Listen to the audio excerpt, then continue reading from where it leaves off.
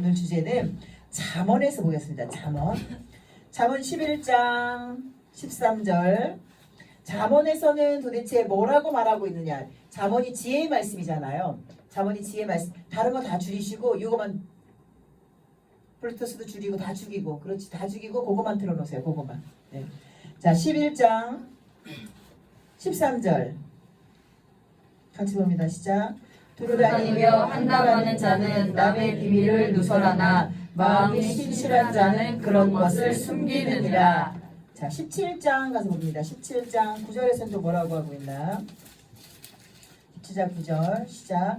허물을 덮어주는 자는 사랑을 구하는 자요 그것을 거듭 말하는 자는 친한 것을 이간하는 자니라. 자, 그럼 18장 21절 한번 볼까요? 18장 21절 다 같이 시작. 죽고 사는 것이 혀의 권세에 달렸나니 혀를 쓰기 좋아하는 자는 그 열매를 먹으리라. 자, 여러분, 우리나라 속담에 말과 관련되어 있는 게 뭐 있어요? 대로주고 말로. 그렇죠. 대로주고 말로 받는다. 또 이 말이 한양빛을 감는 가는 말이 고와야 오는 말이 곱다. 말 한마디로 천냥빚을 갚는다. 이렇게 말을 한 이거예요.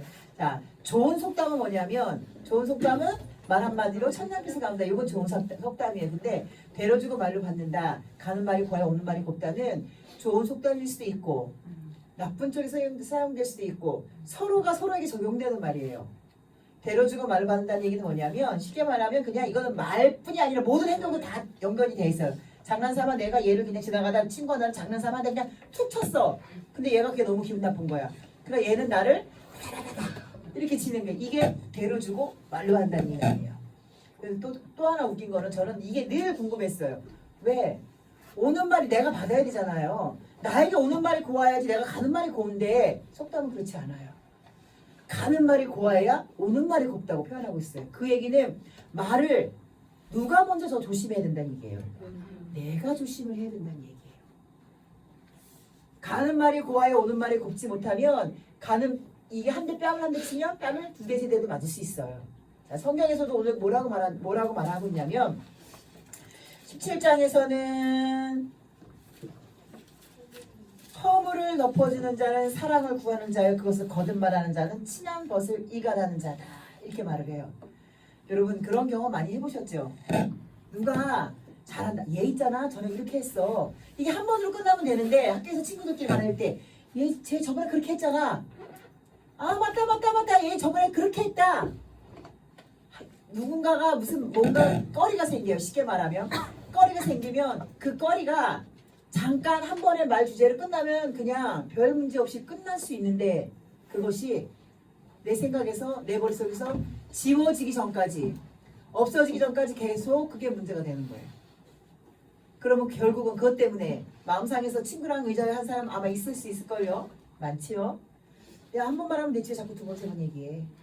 이게 성경에서 뭘 하냐면, 두 번, 세 번 얘기하는 것은 그 친구를 내가 다른 사람하고 이간을 붙이기 위해서 쓰는 나의 혀의 농간이라는 거예요. 18장에서는 뭐라고 했냐면, 혀의 권세, 죽고 사는 것이 혀의 권세에 달렸나니, 이렇게 말합니다. 여러분, 죽고 사는 것이 왜 혀의 권세에 달렸어요? 여러분, 이거 그 전에 이 말을 들으면 이해가 갔어요? 죽고 사는 것이 혀의 권세에 달렸다? 말 잘못하면은 그게 상대방한테 피해가 많이 가서 그걸 피해받아서. 자, 이게요, 여러분, 화육이라는 드라마 보셨죠? 몇 년 전에 나온 화육이라는 드라마. 저기 습이 먹어서 그래. 괜찮아, 그냥 드세요. 화육이라는 드라마를 보고 저는 깜짝 놀라서, 처음에는 안 봤어요, 화육이를.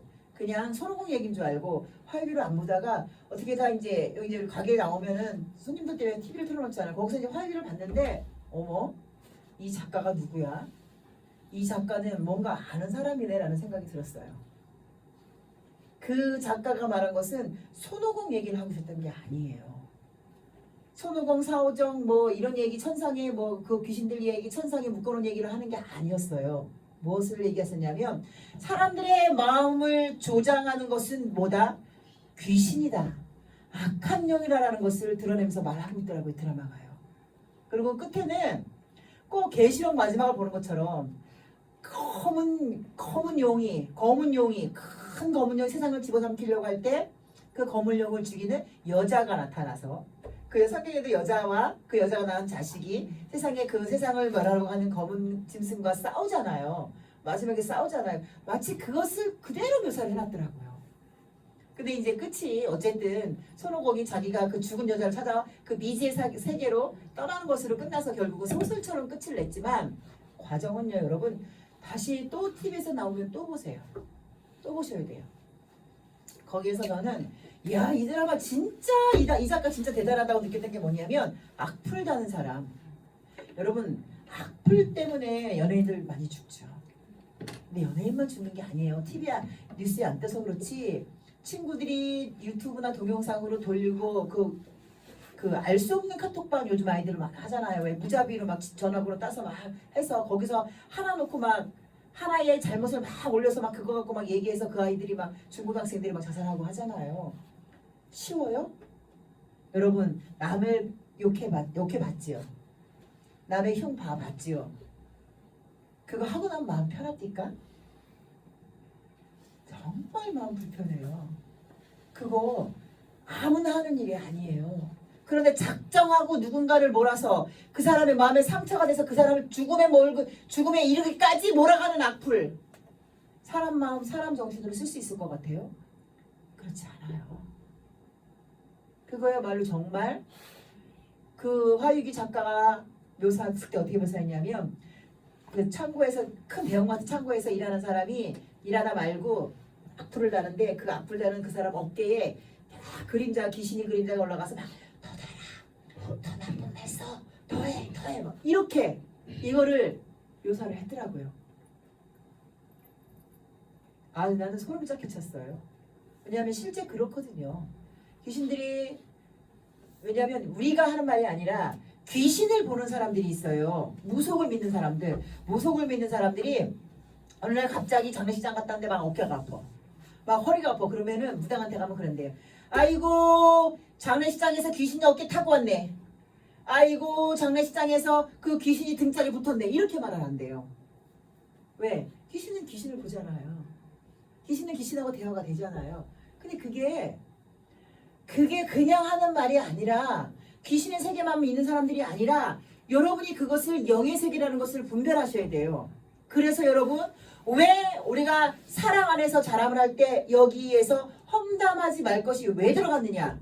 성경에서 말한 것처럼 말 한마디가 사람을 죽이기도 하고 살리기도 합니다. 그런데 여러분 착각하시면 안 돼요. 내가 뱉은 말 한마디가 쟤를 죽일 수 있어? 그거는 당연하고 그 말 한마디가 누구를 죽이냐면 나를 죽이는 거예요. 어디에서 나를 죽이냐? 하나님과의 관계에서 나를 끊어버려서 내가 하나님 사람이 되지 못하게 해서 결국은 나가 영원한 죽음에 이르게 하는 그런 과정이라는 것을 여러분이 반드시 기억하셔야 되는 거예요. 왜 그러느냐? 성경에서 그럼 뭐라고 말하고 있느냐를 우리가 찾아야 하는데 창세기 9장 우리 이제 많이 봤어요. 창세기 9장에 노아가 홍수가 끝나고 창세기 8장에서 나왔잖아요. 방주문을 열고 나온 데가 창세기 8장이에요. 그리고 창세기 8장 마지막에 노아가 하나님 앞에 단을 쌓았어요. 단을 쌓고 무지개가 뜨잖아요. 창세기 9장으로 넘어오면서 하나님이 이제 노아에게 말씀하시는 거예요. 이런저런 내가 다시는 인간의 생각이 처음부터 나면서부터 어려서부터 인간의 모든 마음의 생각과 계획은 악해. 그래서 내가 더 이상은 인간을 멸하지 않을 거야. 그러면서 노아에게 말을 하는 거예요. 노아야. 그러나 하나님이 세상을 멸하고 하나님이 이렇게 심판하셨다고 해서 사람이 심판할 수 있는 권리가 있다고요? 없습니다. 그런 권리 하나님에게는 없습니다. 그것을 창세기 9장에서 말씀하시는 거예요. 그래서 하나님께서 창세기 9장 5절 6절에 뭐라고 하냐면 짐승의 피면 짐승에게서 사람의 피는 사람의 피면 사람에게서 내가 반드시 그것을 찾을 것이다. 왜? 그 생명의 주인은 누구이기 때문에? 나이기 때문에. 절대 하나님이 저 사람을 저주했어. 하나님이 저 사람을 그래 너 안 되겠다 도저히 안 되겠다. 그냥 맨정신 정신 못 차리지. 그럼 너 한번 혼나볼래? 그런 게 사실은요 가는 눈에 보여요. 그게 우리는 보인다고 할지라도 우리는 그들에게 절대 그들의 어떤 것도 우리는 만질 수 있는 권위 우리에겐 없습니다. 그럼 창세기 9장에서부터 시작해서 하나님께서는 말씀하시는 거예요. 사람의 생명 건드렸느냐? 그럼 내가 너 그 피값 내가 너한테 찾을 거야.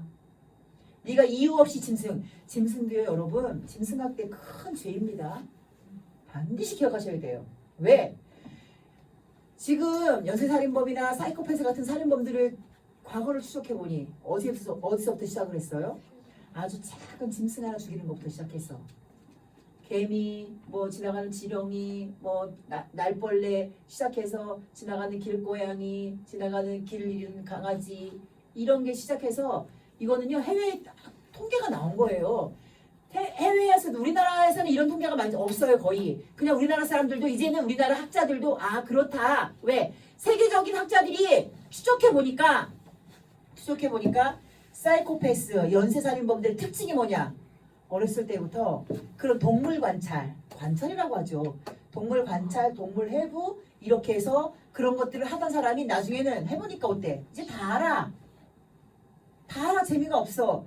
야, 고양이 죽여봤자야, 개 죽여서 이렇게 해봤자 별거 없어. 강아지 죽여봤자야.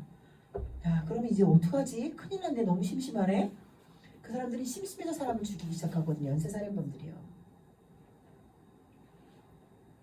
성경에 나와 있는 그대로를 말씀하고 계세요. 짐승의 피를 네가 이유 없이 건드렸냐? 그럼 내가 그 피값을 너에게서 반드시 찾을 것이다. 이게 하나님께서 하신 말씀이에요. 왜? 짐승이든 자연이든 공기든 모든 것은 하나님이 누구를 위해서 준비하신 거예요? 사람을 위해서. 하나님 대신 세상을 창조하고 지배하고 다스리고 세상을 짓고 하나님의 주권 안으로 세상을 이끌어가야 할 사람에게 가장 살기 좋은 환경을 주시기 위해서 만든 게 무엇이냐? 그게 바로 사람 위의 자연이에요. 동물이에요. 환경이에요. 물이에요. 공기예요. 모든 것을 오염시키는 것은 죄입니다. 우리 어린 친구들과 반드시 기억하셔야 돼요. 사람만 내가 때리고 욕하고 악플 달아서 그 사람을 죽음에 이르게 하는 게 죄가 아니에요. 하나님이 만드신 모든 창조물에게 하나님이 만드신 그대로에서 훼손시키는 건 모두가 다 죄입니다. 여러분 그렇게 알고 세상을 사셔야 돼요. 그게 성경이에요. 성경에서 왜 험담을 피해야 되느냐? 그 사람의 주인은 네가 아니야. 그 사람도 아니야. 그 사람의 주인은 나 여호와 하나님이야. 그러니까 그 사람을 욕하는 것은 그 누구를 욕하는 것이다? 하나님을 욕하는 것이라는데 우리가 집중하셔야 돼요, 여러분. 그래서 우리는요 그 누구에게도 그 사람 하는 행동이 내 마음에 들지 않는다고 우리는 가치가 없습니다. 그 사람이 날 때렸어. 날 왕따시켰어. 나한테 폭력을 썼어. 그럼 당연히 사람의 기준으로는 나쁜 놈, 너도 똑같이 때릴 거야. 너 같은 인간은 인간이 아니야. 이렇게 할 수 있어요. 사람의 기준으로는. 그러나 미안합니다 여러분. 그것은 사람의 기준이에요. 저는 여러분이 사람처럼 사는 걸 원치 않아요. 우리는 사람처럼 살아야 되는 사람이 아니야. 우리는 누구처럼 살아야 돼요? 하나님처럼 살아야 합니다. 왜? 그게 하나님이 태초에 사람을 만드신 이유예요. 우리가 우리의 모양과 형상을 따라 하나님의 외모대로 하나님의 마음대로 품성대로 우리를 지어놨으니까, 그러니까 세상을 만들었으니까 내가 만든 사람이 아담아. 그러니까 네가 세상을 다 가져. 세상을 다 다스려. 세상을 다 품어. 다 네 거야. 그렇기 때문에 여러분 여기서 우리가 한 발짝 더 발전하시면 제가 여러분에게 가끔 하는 말이 있어요. 누군가 여러분을 무시하면 한 번, 두 번은 참아주세요. 그러나 누군가가 여러분을 무시하는 거 그냥 보고 있지 마세요. 그 사람을 하나님이 그냥 두지 않아요. 그게 성경에서 하나님이 뭐라고 했냐면 원수는 내가 갚을 거야. 나는 원수가 없는 전쟁의 신이야. 그러니 너는 아무 걱정하지 말고 그냥 그 사람에게 항상 선으로 대해라. 누군가 나한테 기싸대기를 한대 때렸어. 그러면 왼뺨도 돌려대. 욕하지 말고 돌려대. 왜? 뺨을 치는 그놈의 그 악함은 누가 갚을 것이다? 하나님이 갚을 것이라는 거예요. 너 내가 뭘 잘못했다고 내 뺨을 쳐. 너 오늘 나하고 한 번에 붙어보자. 죽기 살기로 붙어보자. 이러면 하나님이 나의 원수를 갚지 못해요. 오히려 내가 하나님의 원수가 대상이 되는 거야. 왜? 내 속에 있는 하나님의 형상을 누가 죽였어요? 내가 죽여가는 거예요. 여러분 우리는요 그리스도인들은 어떻게 살아야 되느냐? 누군가를 바라보고 사시면 실패해요. 누군가에게 잘 보이려고 살면 실패해요. 여러분 속에 계시는 성령 하나님이 거울이 되셔서 여러분이 하나님처럼 살아야 되는데 여러분이 여러분을 바라보지 못하니까 다른 사람하고 비교가 되니까 내가 뭐 어때서 나 이 정도면 잘 살아. 나 이 정도면 뭐 신앙생활 잘해. 나 이 정도면 인격적으로도 괜찮은 사람이야. 누구랑 비교했기 때문에 그래요. 사람과 비교했기 때문에 그래요. 여러분, 여러분의 비교의 대상은 사람이 아닙니다. 착각하시면 안 돼요. 여러분의 비교의 대상은 말씀이에요. 말씀. 말씀에서 여러분은 뭐라고 하느냐? 너는 하나님의 형상이야. 내 형상이야. 그러니까 너는 그냥 내가 만든 이 세상을 다 다스리고 지배하고 그냥 네가 마음껏 네가 하고 싶은 대로 해. 죄가 없을 때는. 근데 이제는 이미 죄가 너무 많기 때문에 우리가 아무것도 못하는 거예요. 그러나 여러분 아시죠? 우리가 하나님의 말씀으로 죄가 있음에도 불구하고 하나님이 나를 사랑하셨기 때문에 나는 하나님의 사람이야 당당하게 나가잖아요. 그럼 사람들이 날 감히 함부로 무시 못해요. 사람들이 나를 언제 무시하는 줄 알아요?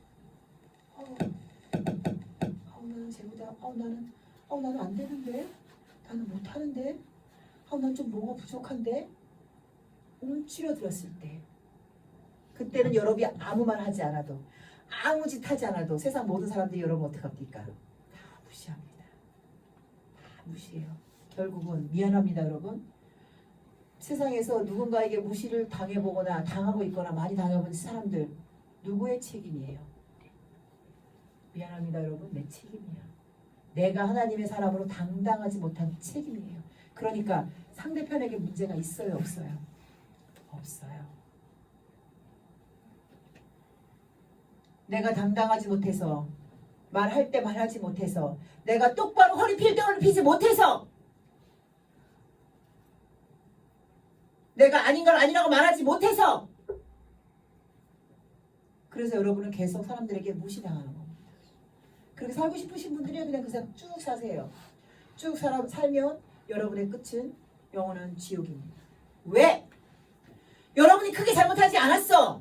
단지 그냥 누군가에게 피해주기 싫어서 누군가에게 맞서기 싫어서 나는 위축되어 있을 뿐이야. 근데 왜 제가 영원한 지옥에 갑니까? 여러분 속에 있는 하나님의 형상을 회멸시켰잖아요. 가장 큰 문제를 일으켰다는 거예요, 여러분이.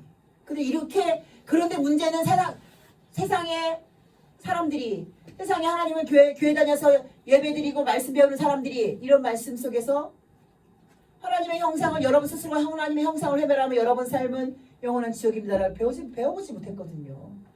그런데 뭐만 배웠느냐? 하나님은 사랑의 하나님이셔. 그러니까 누군가에게 말도 예쁘게 해야 돼. 누군가가 뭐라고 말해도 그냥 참아줘야 돼.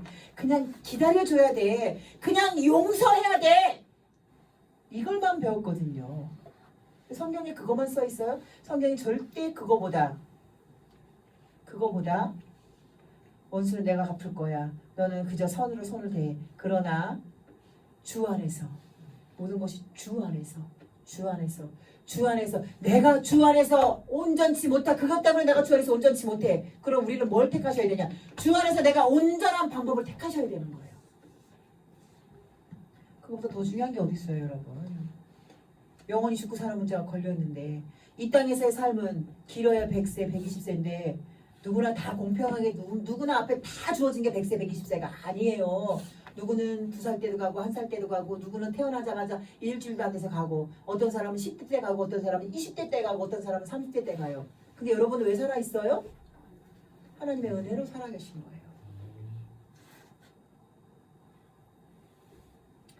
여러분 창세기 9장에서는 사람의 생명 네가 피를 건드렸냐 짐승의 피든 사람의 피든 건드렸느냐 그럼 내가 그 피값을 너에게 살 것이다 이렇게 말해요. 그 얘기는 뭐냐? 누군가를 해도 끼치지 말고 생명도 해하지 말고 죽이지도 말고 이렇게 말씀하시는 거랑 똑같다는 걸 여러분 아시죠? 근데 이것을 생명으로 피로만 단정 지으면 안 돼요. 왜? 생명이 뭐예요? 피잖아요. 생명이 피기 때문에 굳이 이 사람에게 해를 가해서 생명에 문제가 되는 게 문제가 아니라 내가 이 사람에게 뭔가 잘못된 사회적인 환경을 내가 만들어줬던가 내가 이 사람에게 잘못된 뭔가 지식을 줘서 거짓말을 해서 이 사람이 잘못된 사회에 갇혀버린다면 이게 바로 그 사람의 생명을 해야 하는 길이라는 것을 여러분이 아셔야 돼요. 시대가 바뀌었어요. 이게 요즘 시대예요. 말 한마디로 사람을 죽이기도 하고 살리기도 하는 시대. 그러니 악플이 그렇게 달렸다고 그 악플 때문에 고민하다가 자살을 선택하는 영혼이라면 그 영혼의 그 영혼이 겉으로는 화려하고 아름다워 보이지만 그 속에 속 사람이 얼마나 너덜너덜하게 폐해가 나면 자신의 생명을 해치기까지 하겠어요. 그 사람 주변에 참된 그리스도인이 없다는 게 사실 가장 아픈 현실이에요.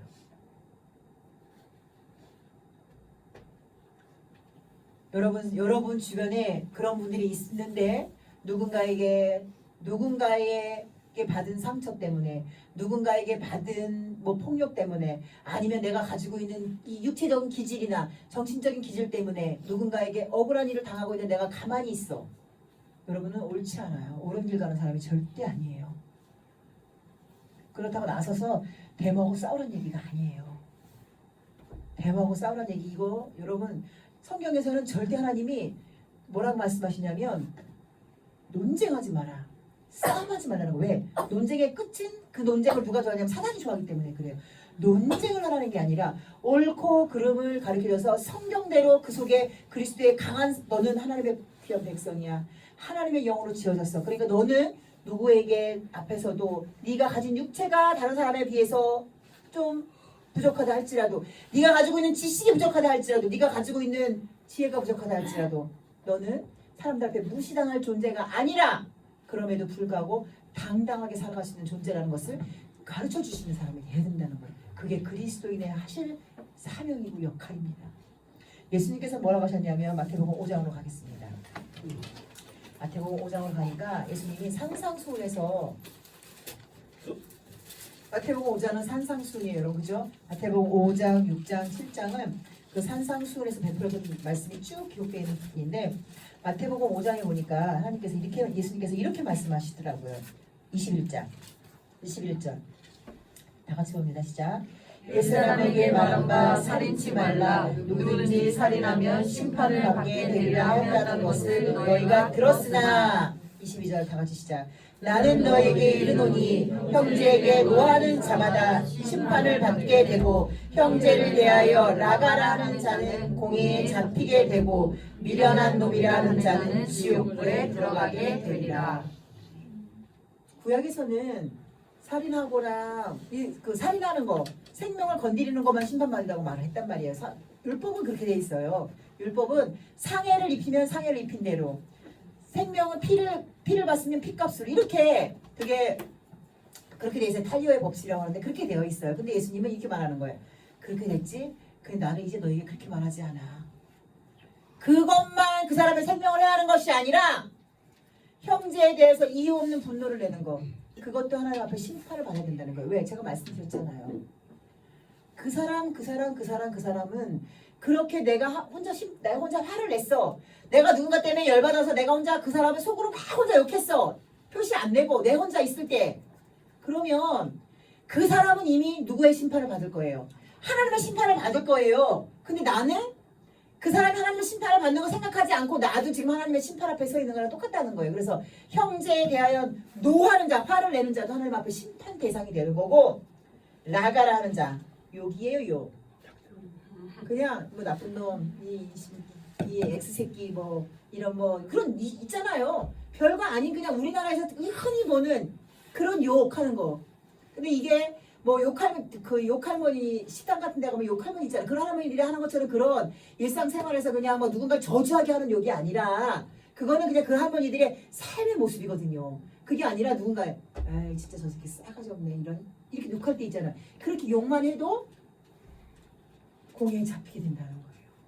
근데 이 공예는 사람들이 만들어 놓은 공예라고 보시면 안 돼요. 하나님의 공예라고 보셔야 돼요. 하나님의 공예. 그리고 미련한 놈 이런 말도 하지 말라는 거예요. 왜?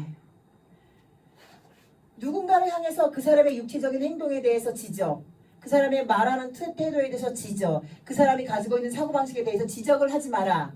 지적하는 너희는 하나님 앞에 더 큰 지적을 받을 것이다. 이 신약에는 이런 말씀이 더 들어있잖아요. 왜냐하면 나는 못해. 우리나라 속담에 그거 있죠. 제 얼굴에 붙은 티는 못 보고 내 얼굴에 붙은 똥은 모르고 남의 눈에 있는 남의 얼굴에 붙은 티는 본다는 거예요. 남의 얼굴에 티가 붙으면 내 얼굴엔 똥이 발라진다는 거예요. 그렇게 더럽다는 거예요. 내가. 인간은 다 더럽다는 거예요. 그러나 우리나라 선조들이 얼마나 지혜로운지 몰라요. 하나님을 모르는 사람들이 아니에요. 우리나라 예전에 중국이 이미 복음이 굉장히 오래전에 들어왔거든요. 그때 우리나라와 중국은 굉장히 밀접한 관계에 있었잖아요. 그러니까 우리나라도 복음이 예전에 들어왔을 가능성이 굉장히 크다는 거죠. 근데 이제 그게 불교가 들어오고 그 유교 신학, 그 토착 신앙이죠. 그리고 무속 신앙 같은 게 커지니까 힘이 없잖아요. 그 복음이 들어와서 계속 그 복음의 전파자들이 따라 들어와야 되는 힘이 없으니까 무속 신앙에 밀려버렸다는 설이 많아요. 왜냐? 속담을 보면 하나님을 모르는 사람들이 이런 속담을 만들어낼 수가 없어요. 이것도 마찬가지잖아요. 남의 눈에 있는 티는 보고 내 눈에 들어있는 들보는 못 본다. 이것도 얼마나 절대 사람은 누군가를 비판하거나 판단하거나 말해야 되는 대상이 아니라는 걸 보여주는 거예요. 그러니 이게 우리가 어떻게 우리나라 민족이 하나님을 모른다고 할 수가 있겠어요. 오늘 성경이잖아요. 그게. 형제에 대해서 노하지 마라. 형제에게 별거 아닌 그냥 욕하지 마라. 형제에 대해서 저런 욕은 아닌데 아유 참 미련하다 미련해 아유 저 곰탱이 같으니라고 이런 말도 하지 말라는 거예요. 왜? 걔 주인은 나야.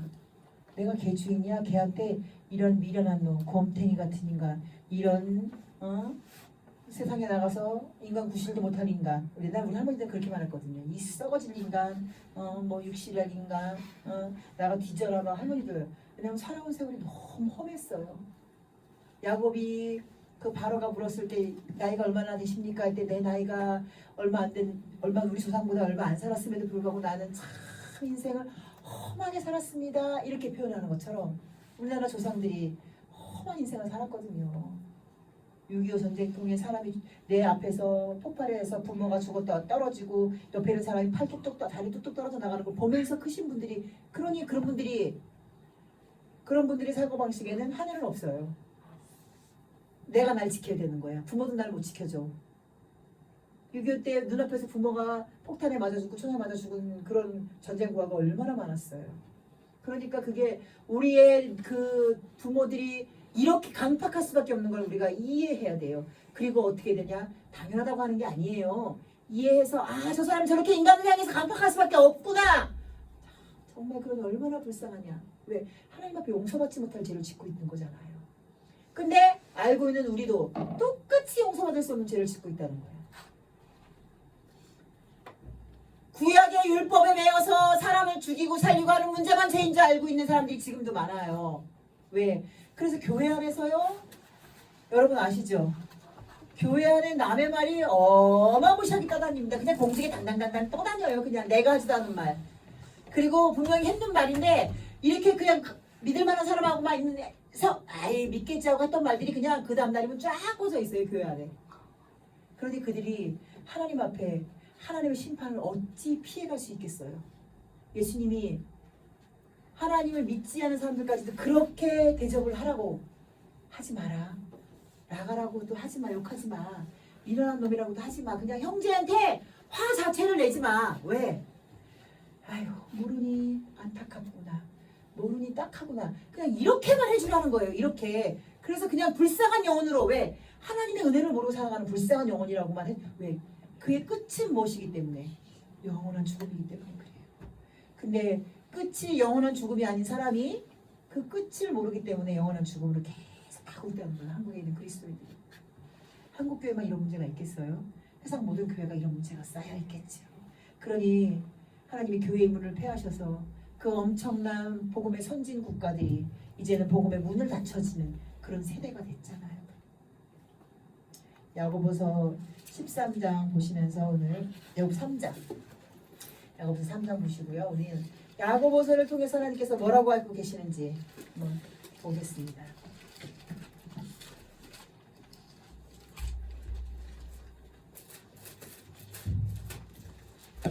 야고보서 3장 천천히 보면서 오늘 말씀.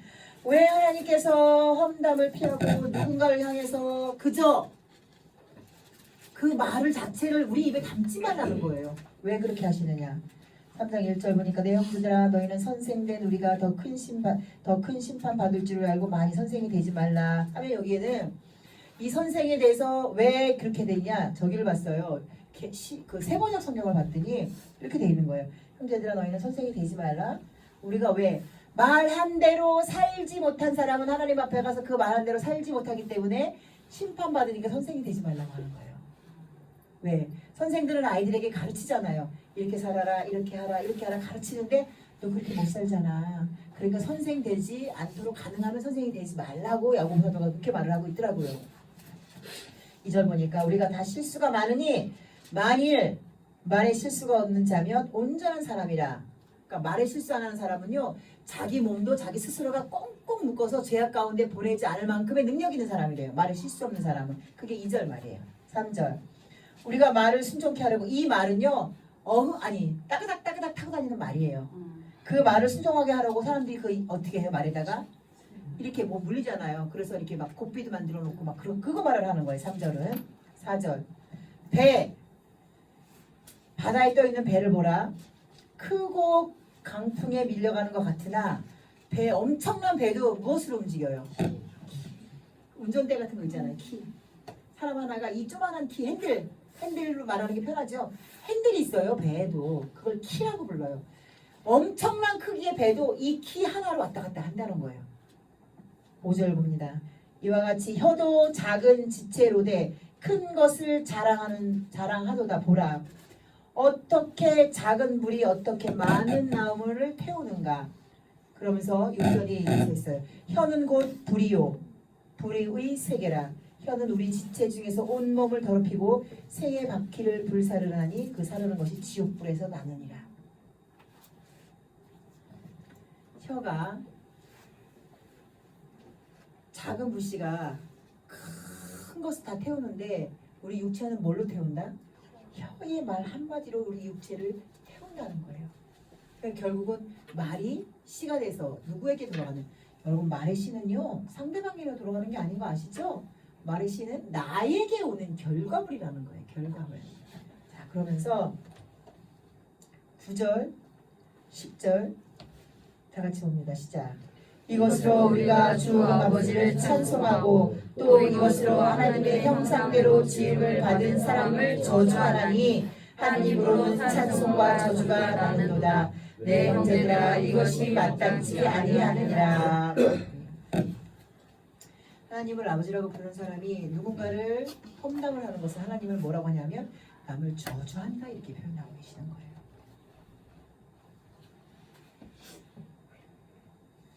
근데 이미 시대가 제가 이 시대를 계속 말하는 게 어쩔 수가 없어요. 왜냐하면 시대가 지금 어떻게 변하고 있는지를 여러분 보셔야 돼요. 40, 50대 우리 시대만 해도 우리는요 부모님들 앞에서 말 되게 조심했어요. 밥 먹을 때도 조심하고 뭐 할 때도 조심하고 늘 하는 말이 말 조심해. 말이 너무 많다. 이런 지적을 항상 받았어요. 그런데 요즘 아이들은 요즘 아이들은 뭐라고 가르쳐요? 그건 떠드는 애들한테 하는 얘기고 네 의견을 자신 있게 어디 가서든지 말해. 어디 가서든지 네 의견을 말해. 말해야 네가 밥 한 그릇 더 많이 얻어먹어. 말해야 네가 리더가 되는 거야. 이렇게 말을 해요. 말하지 못하는 게 오히려 그게 잘못된 거라고 가르쳐요. 그러니까 그러다 보니까 아이들은 어떻게 하겠어요. 그냥 엄마가 어렸을 때부터 말하네. 가서 그냥 자신 있게 말해. 그냥 말해야 되는 거야. 말하지 못하면 안 돼. 그 바보야. 말 못하면 바보야. 이렇게 가르치잖아요. 그러니까 사람이 꼭 필요한 말 하냐고요.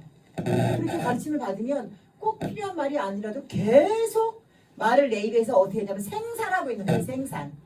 그 이제 말 생산을 잘하는 사람들의 직업이 뭐냐? 그게 개그맨이에요. 그 사람들 하는 말은 거의 다 말로 다 사람을 웃기는 거예요. 하는 거잖아요. 그런데 하나님의 형상으로 지으심을 받은 사람은 절대 우리 성경에서 뭐라고 하냐면 입을 제갈먹여야 된다는 거예요. 입 하나에서 생명, 생사와 복이 다 나오기 때문에 입을 제갈먹여라. 그래서 이 혀 쓰는 것을 잘하는 사람은 그 녀석은 혀 쓰는 것만 잘하는 사람은요 하나님이 보실 때 완전한 자에 가깝다고 성경에서 기록하고 계시는 거예요. 그러니까 이 혀가 가장 다루기 우리 몸에서 가장 다루기 힘든 지체가 뭐냐? 혀라는 거예요. 아시죠? 여러분 그런 말 잘해요. 아 나 그렇게 말 안 하려고 했는데 그냥 나도 모르게 그렇게 말이 됐어요. 그냥 난 그냥 좋게 말 끝내려고 했는데 말하다 보니까 그냥 거기까 끝까지 갔어요. 누구나 다 하는 말이에요. 여러분 절대 그리스도인들이 가져야 될 아주 근본적인 생각이에요. 모든 사람은 다 누구다? 하나님의 형상으로 태어난 하나님처럼 살아가야 될 대상이다. 그런데 그들이 그걸 모를 뿐이야. 모른다고 그 사람에서 그 자격이 없어져요?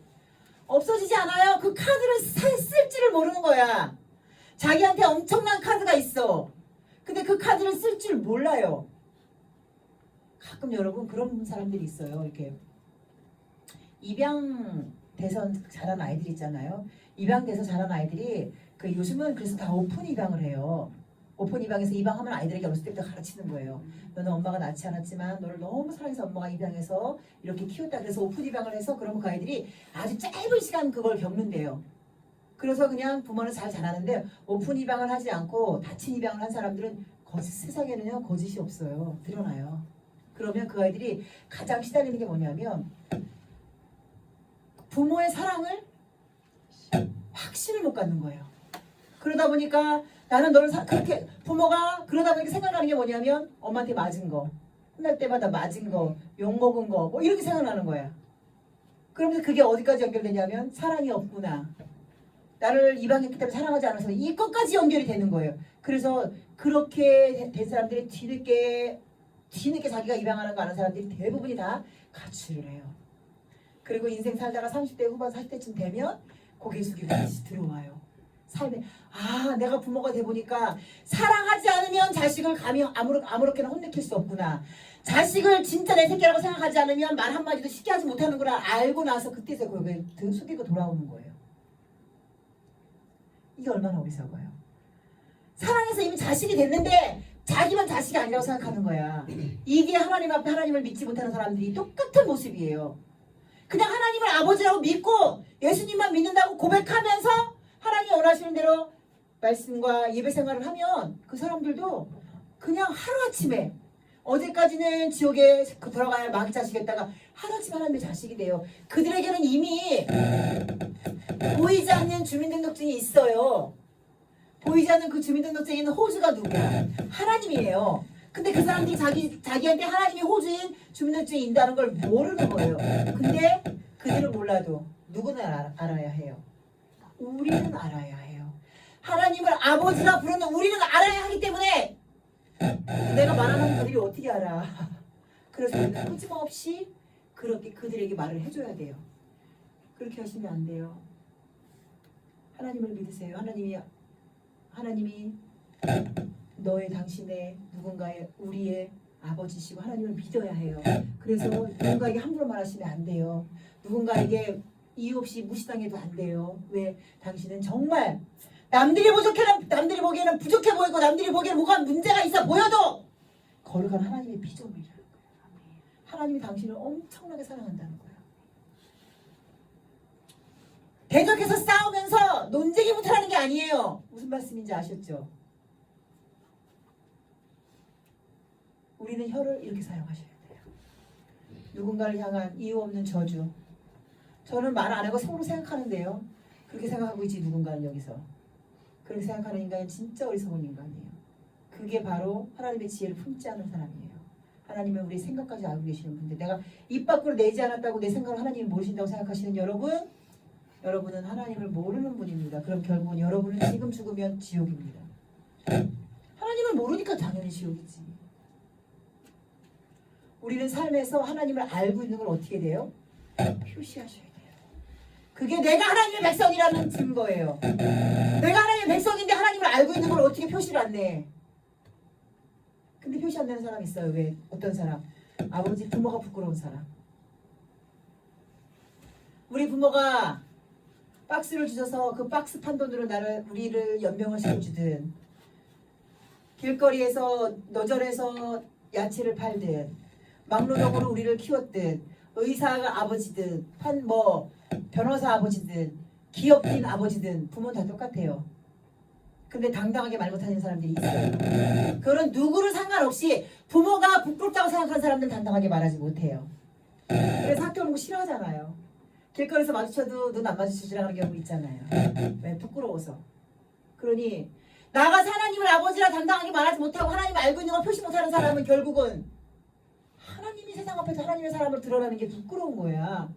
하나님 부끄러운 게 아니겠지. 세상이 두려운 거예요. 그러나 두려움은 사랑을 내어 쫓습니다. 두려움 안에는 사랑이 없습니다. 결국은 두려움이 많은 자들에게는 하나님의 생명이 없다는 얘기예요. 너 지옥 가! 이렇게 말할 수 없어요, 우리는. 그래서 제가 할 수 있는 말은 이거예요. 하나님의 사랑을 확신하지 못하고 세상을 향한 두려움 있는 사람들은 반드시 지옥 갑니다. 그게 누구이든 간에. 그게 목사든 장로든 권사든 어린아이든 깐난쟁이 이야기든 상관없이 나는 하나님의 피조물이기 때문에 나는 누군가에게 무시당하지 않아도 돼. 무시해? 괜찮아. 걔는 뭔가 모르니까 날 무시하는 거야. 네가 아무리 무시해도 나는 하나님의 거룩한 피조물이야. 하나님이 나를 사랑하셔. 이 생각이 나를 사로잡아야 해요. 이 생각에 사로잡히지 못해도 나를 무시하는 사람하고 똑같은 사람이에요. 아니지. 내가 그렇게 생각을 하고 있으니까 그 영이 그걸 간파하고 나를 무시하는 거예요. 내 잘못이에요.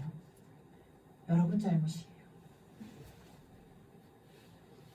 분쟁을 피하면서 내 의견을 당당하게 말하는 거 많습니다, 여러분. 기술적으로 많아요. 그건 아시죠? 이제 우리 20대 후반쯤 되신 분들은 다 알아요. 분쟁을 피하지 않고 내 의견을 당당하게 말할 수 있는 방법이 많습니다. 근데 어린아이들이 그게 안 돼. 말하면 안 들어주니까 이제 승질이 나는 거야. 그럼 막 소리도 지르고 쫓아가서 한 대 때려야 되고. 그게 바로 삶의 기술이 없어서 그래요. 그러나 삶의 기술이 없다고 들은 걸 잊어버리시면 안 돼요. 성경에 기록되어 있는 말씀을 잊어버리시면 안 돼요. 삶의 기술은요, 들은 말씀, 본 말씀을 내 속에서 자꾸 곱씹어서 어떻게 행동해야 되지? 어떻게 해야 되지? 그럼 삶의 기술은요, 빨리빨리 좋은 기술자가 돼요, 우리 모두가 다. 근데 오늘 성경에서 말하는 좋은 기술자 중에 하나, 하나님 말씀하시는 진짜 좋은 기술자 중에 하나가 무엇이다? 혀를 잘 사용하는 사람. 내 혀를 스스로 제갈 먹이는 사람. 내 혀를 스스로 딱 묶어놓고 쓸 때만 쓰고 필요할 때만 쓰는 사람이 하나님 앞에서는 온전한 사람이다. 하나님은 오늘 잠언을 통해서 이렇게 말씀하고 계세요. 근데 그것이 맞을 거예요, 아마도. 전체의 성경 흐름에 왜? 사단이 하와를 공격할 때 무엇을 공격했어요? 말로 공격했어요.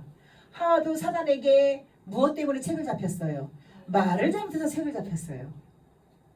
말은 여러분 미안하지만 누군가가 나를 무시하고 책망해 똑같이 얘기했죠. 내가 자신 없는 이렇게 부족한 사람인 것처럼 보일 때 사람들이 무시하지만 내 말 실수 때문에 사람에게 빌미를 줍니다. 여러분 성경에서 오늘 여러분에게 요구하시는 것은 무엇이냐? 세상의 모든 사람의 생명은 하나님께 달려있으니 그게 구약의 율법이에요. 그러니 예수님께서 그 구약의 율법을 이어오셔서 이제 생명 건드린 것만으로 끝나면 안 돼. 그에게 말로든 무엇으로든 그에게 상처를 주면 안 돼. 그러니 욕하지도 말고 미련한 놈이라고 무시하지도 말고 못 알아듣는다고 화내지도 말고. 그러면 그가 문제가 아니라 너가 하나님의 심판 앞에 하나님의 그 공회, 하나님의 그 공회가 이제 하나님의 공회에서 도장이 꽝꽝 떨어져야 천국인 걸 아시죠, 여러분? 그 공회 앞에 통과하지 못해. 예수님은 율법에 사로잡힌 그 바리새인들에게 사람을 죽이는 것만 핏값을 갖는다고 생각해서 과부와 고아와 세리와 이런 사람들을 무시하는 바리새인들에게 그렇게 말하는 거예요. 그게 아니라 형제를 미련한 놈, 이 나쁜 놈, 이 어리석은 놈, 뭐 욕하는 거 별거 아닌 그냥 기본적인요 이렇게만 하는 것도 하나님의 심판에 들어가는 대상이 된다고 오늘 말씀하고 계시는 거예요. 그래서 야고보 사도도 말씀하시잖아요.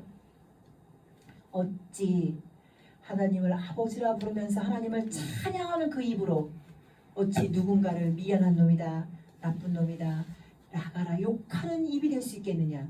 결국은 그 입은 잘못된 입이라는 거예요. 하나님의 입이 아니라는 거예요. 그 입은 세상에 속한 입이기 때문에 그렇다는 거예요. 여러분 그렇게 내 입에서 누군가를 향해서 뒷담화 아니더라도 아우 저건 진짜 무식해.